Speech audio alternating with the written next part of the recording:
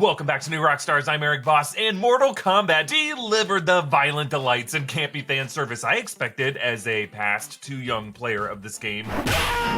Scorpion wins.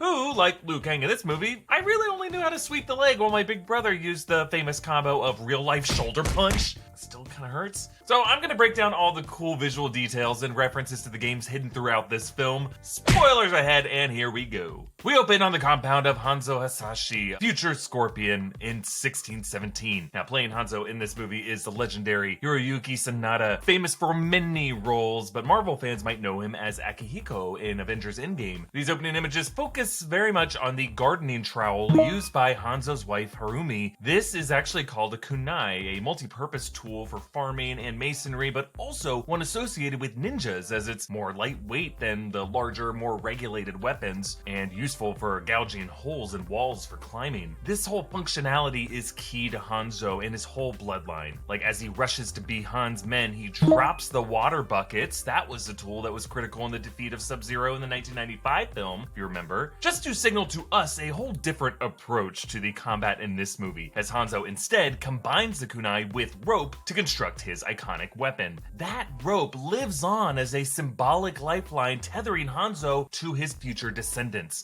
with Cole Young and his daughter sharing corded bracelets in the Scorpion colors of yellow and black. And later, when Cole fights Goro, he too uses a tool from a barn drawn from a bundle of rope, and when Cole's Akana finally activates, it extends from his daughter's bracelet. All the ropes are connected. And then, of course, Bi-Han, future Sub-Zero, played by Joe Taslim, another martial arts star known for The Raid and Fast and Furious 6. This whole opening attack on the compound is very similar to the opening of the animated film Mortal Kombat Legends: Scorpion's Revenge, and here the action and gore is really well choreographed. First with the blood of the guards squirting upward as the sword goes through his body until it explodes at the neck right when it hits the jugular, and then later the blood seeping out of Bi-Han's knuckles as that ice breaks his skin, kind of like Wolverine's claws. And then, of course, the freaking ballet that Hanzo performs with the roped kunai. I love this detail, how Bi-Han at first dodges it, but doesn't think to dodge it when Hanzo retracts it, scarring his cheek. But then later in their final fight, Sub-Zero shows that he has spent hundreds of years thinking about that one mistake, so that when Scorpion tries to pull the same move again, this time he catches it. But back in the past, Bi-Han leaves Hanzo for dead, and his dragon marking fades from his arm as the flames claim his body, leaving this outline of ash, similar to the way Scorpion will leave Sub-Zero at the end of this movie. Then Lord Raiden, played by Tadanobu Asano, longtime actor known by Marvel fans as Hogun from Thor Ragnarok, rescues Hanzo's infant child, saving this bloodline that eventually leads to our hero Cole Young, played by Louis Tan. He continues to don his ancestral colors with yellow tape around his fists, black and yellow shorts, a black and yellow gym bag strap. He loses the fight by failing to listen to his daughter. Throw your uppercut! Guess I should have thrown the uppercut, huh? She actually yells the same advice to him later when he's fighting Goro. Daddy, use your uppercut! And because he listens this time, he's able to get a solid hit on Goro. Then into the Outworld, where we meet Shang Tsung, summoning Bi-Han, now Sub-Zero, to assassinate the champions of Earthrealm. While Bi-Han is generally seen in blue, they use darker tones for his costume here as a nod to Bi-Han's noob Cybot form. And Cole meets Jax. Cole Young, the man that took the belt from Eddie Tobias. Eddie Tobias is a nod to Mortal Kombat game creators Ed Boon and John Tobias. Jax also tells him, Could have won today had you controlled the cage. strategically, this is what Cole applies to the final battle, using Raiden's ability to teleport them anywhere to control their own turf. Also, you could see it as a nod to the final scene where Cole heads to Hollywood to find the cage. Jax asks about Cole's marking here. Where'd you get it from? He was born with it. What do you mean? It's a birthmark. Notice that this dialogue was reversed from its order back in the trailer, when it sounded like Jax didn't understand the concept of a birthmark. It's a birthmark. What do you mean? He was born with it. Yeah, solid fix there. So Sub-Zero attacks Cole and his family, and Jax lets them escape while he faces Sub-Zero. And in the background, in the graffiti, I love this, it reads downright plus LP, as in downright low punch. That's how you do Sub-Zero's freeze attack in the game, and this is the same move that Sub-Zero does on Jax. And as he freezes Jax's arms, you can actually see blood bursting from each of his wrist joints and then his elbow joints, showing how, bone by bone, his arms are breaking under the ice before both are ripped off at the shoulder. Back in the Outworld, Melina shows up, reporting to Shang Tsung. Melina, let's finish this. Yeah, he loves telling people to finish. Finish them! Of course, a nod to his line, finish him, in the game. And he decides to send the reptilian Sizoth, using the name versions of Reptile from the game call themselves. Sonya Blade has a classic movie crazy research wall, which is now pretty beyond trope. Can we stop putting these in movies, Hollywood? But anyway, it documents the history of gods and warriors. Most of it is real world history stuff, but it does have parallels with characters from the Mortal Kombat games. Like there's this image of the Aztec sun god, which you can see as a nod to Kukulkan, the former Outworld Emperor based on Mayan and Aztec mythology. There's an article about a Matoka warrior, a nod to Nightwolf, who you'll know from Annihilation and the other games. There's a vase with a centaur that you could see as a nod to Motaro in the games. There's also this image showing a cracked skull that maybe could be a nod to the visual of when the X-ray vision shows the attacks as the bones break. But we meet this movie's comic relief, Kano, who ends up being the one to defeat Reptile. Kano wins. Yeah, this heart rip and the line, of course, directly out of the game. And then Kano spits on this gnome, marking it for Sonya later when she uses it to stab him through the eye. As Kano leads them to Raiden's temple, he struggles to work his GPS. It's actually pretty similar to the way in the 95 film that Sonya's compass doesn't really work due to that island's mysterious magnetism. But they're found by Liu Kang, who leads them into the temple past these murals depicting past champions, including the great Kung Lao, ancestor to this movie's Kung Lao, the hooded Delia with her husband Argus, Goro ripping a dude in half, and Outworld Emperor Shao Kahn. And when Cole sees the painting of the fight between Hanzo and Bi-Han, he experiences another vision.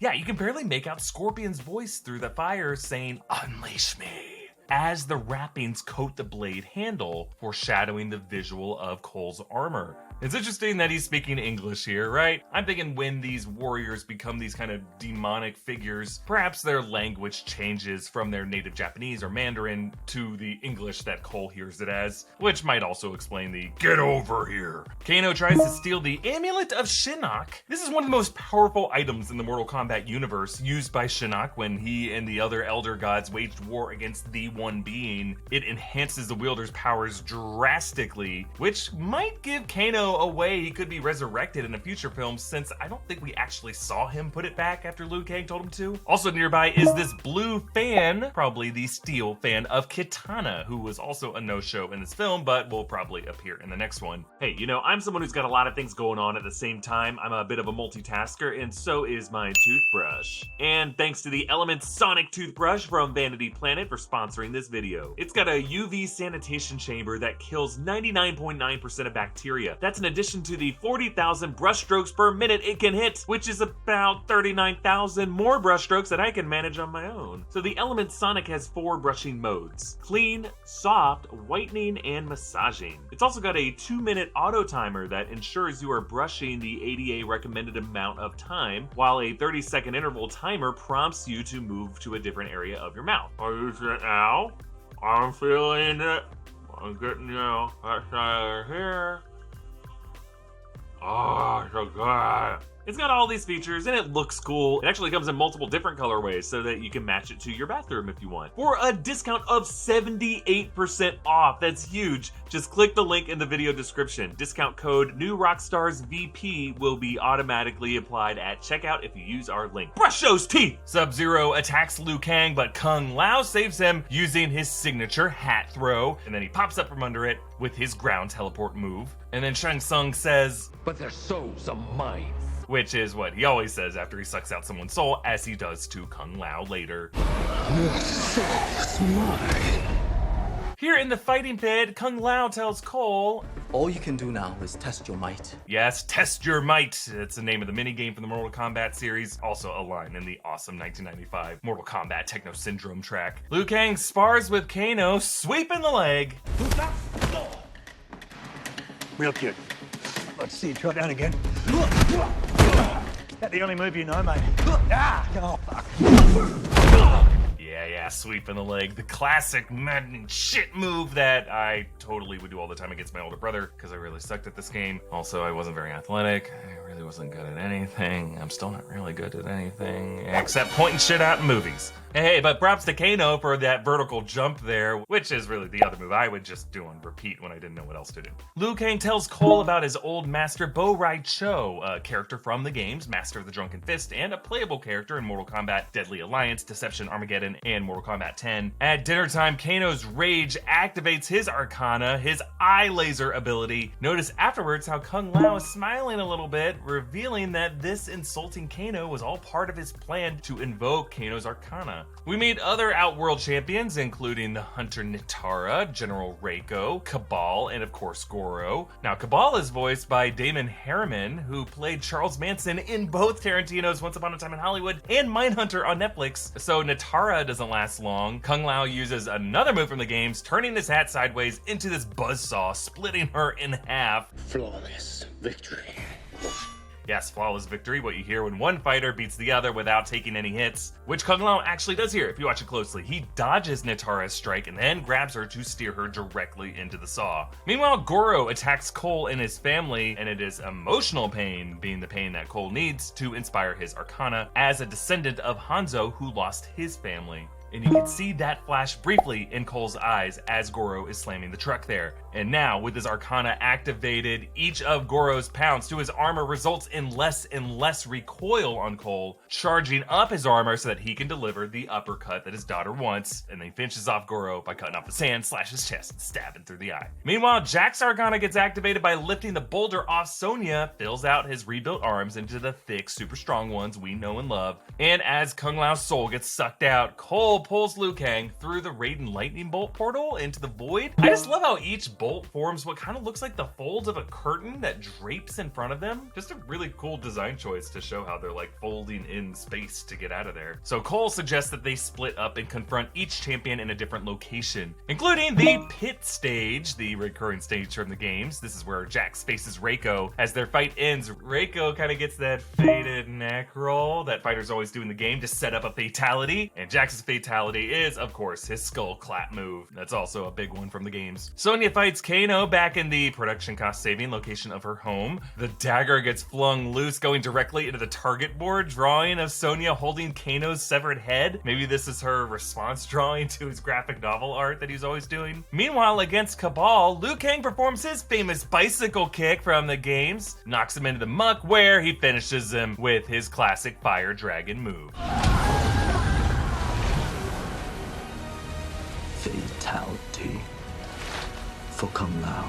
And Sonya, now with Kano's marking, blasts a hole through Melina's body, leaving her spine intact, but also somehow the flesh on our side of the spine is clearly blasted away, like the blast curved around the spine a little bit, and the ribs are torched away, but not the meaty tissue around the spine. Whatever, it looks cool, and Melina's body's just freaky. Sub-Zero takes Cole's family and they fight in this frozen fighting gym, and as Cole's hand bleeds on Hanzo's kunai, it awakens his ancestor.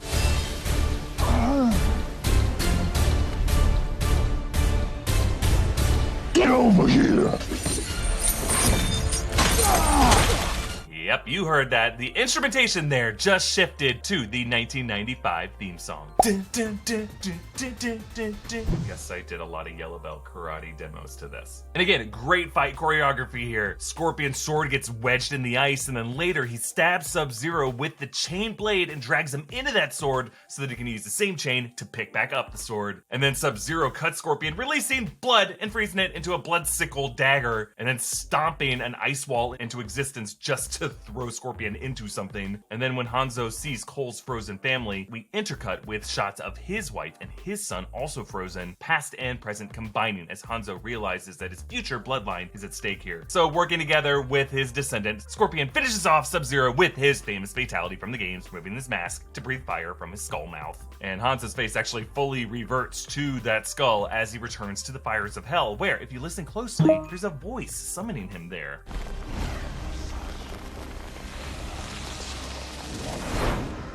Yes, we are likely hearing the voice of Quan Chi, a sorcerer from the Netherrealm who keeps Scorpion's soul in hell. Another person we might meet in the next film. And then in the final scene, you all caught this one. Cole said he is headed to Hollywood in search of a new champion for their team, passing a poster for action movie star Johnny Cage, starring in Citizen Cage, which is a title that he has brought up in some of the games. I love his Cage belt buckle. It expresses a larger-than-life ego, making me think they might cast a pro wrestler in the role. Actually, Ed Boon said that he supported casting wrestler The Miz as Johnny Cage in the next film. Actually, speaking of egomaniacal apparel, this shirt is actually one of our many great merch options that you can support this channel directly by purchasing at newrockstarsmerch.com. You can follow me on Instagram and Twitter at EA Voss, follow New Rockstars, and subscribe to New Rockstars for breakdowns of everything you love. Thanks for watching. Boop, boop.